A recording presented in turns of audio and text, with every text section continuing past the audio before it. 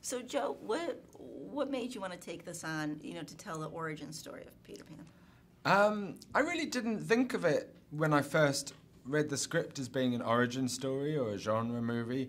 I just responded to the story, and the story seemed to me to speak about the process of growing up, and it reminded me of my son, and it reminded me of myself as a boy, and I found it very moving. And also, I was excited by the challenge of making a big kind of action adventure, and the challenge of Neverland.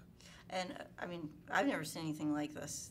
What you've created, just visually. And Hugh was saying he'd never experienced being in a movie like this, where to be so enveloped in the environment, and then with the wardrobe, everything, he'd never experienced it being that immersed in something. Can you talk about this world you created? Well, it's a nice bit of my job, isn't it? Creating worlds, and I like to create immersive environments. I like to. I think, although I don't like method actors very much, I think I might be a bit of a method director. And as much as I like to kind of immerse myself, to pretend I'm really there, so that I can feel what the characters feel, and direct the camera and the scenes accordingly.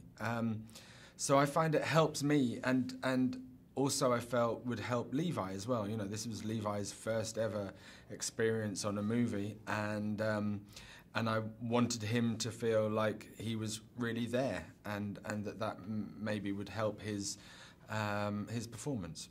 Yeah, I just finished talking to him, and he mentioned the music that would be played on set, even when we weren't shooting, there'd be music, but it was interesting, your music choices too. I've heard some Ramones and Nirvana in there. Can you tell me?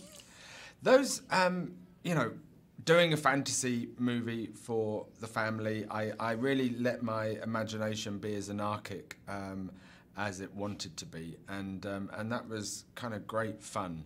And we were doing some pirate rehearsals, pirate boot camp, and the pirates were all kind of getting to know each other and finding a common language and getting to know Hugh. And we were playing some music, and that song came on, and everyone started pogoing and dancing, and I felt this could be something interesting to introduce Hugh's character. Yeah, and what can you say about Hugh, his Blackbeard? What did he bring to What can I say about Hugh? Hugh just is the most beautiful, big, wonderful, energetic, fun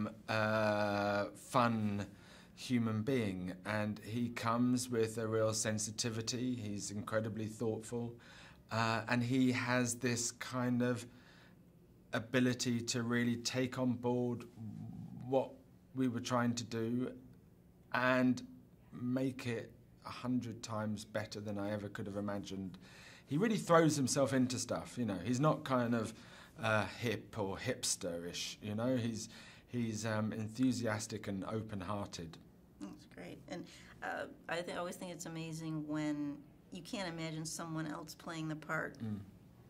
Peter, when you found Levi, did you just know right away? Yeah. How did that happen? We had seen taped auditions of over 4,500 kids, which was quite a process.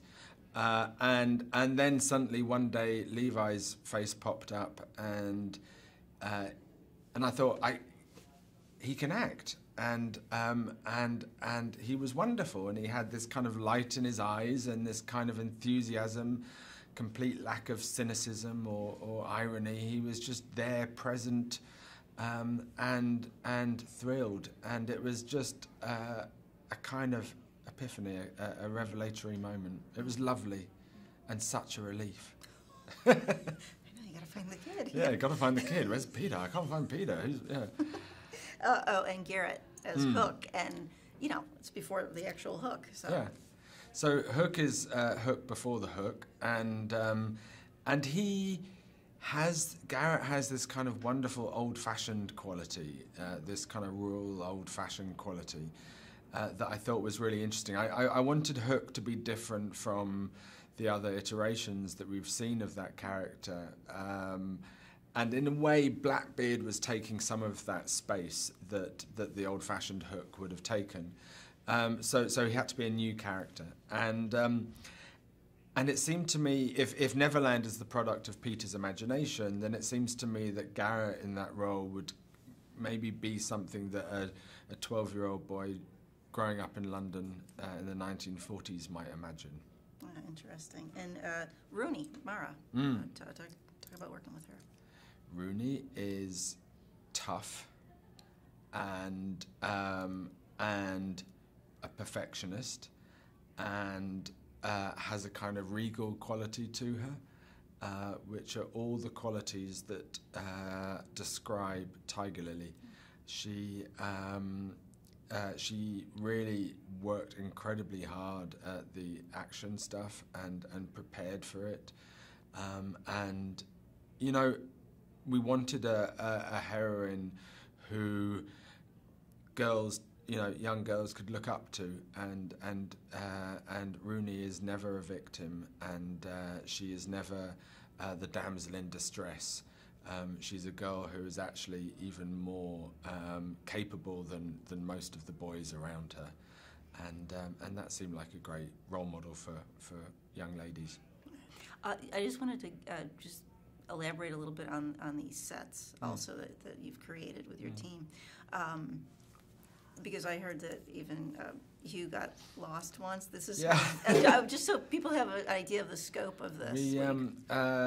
We actually built the largest set that's ever been built indoors in the UK. It was this vast forest set that incorporated the forest and also the native village.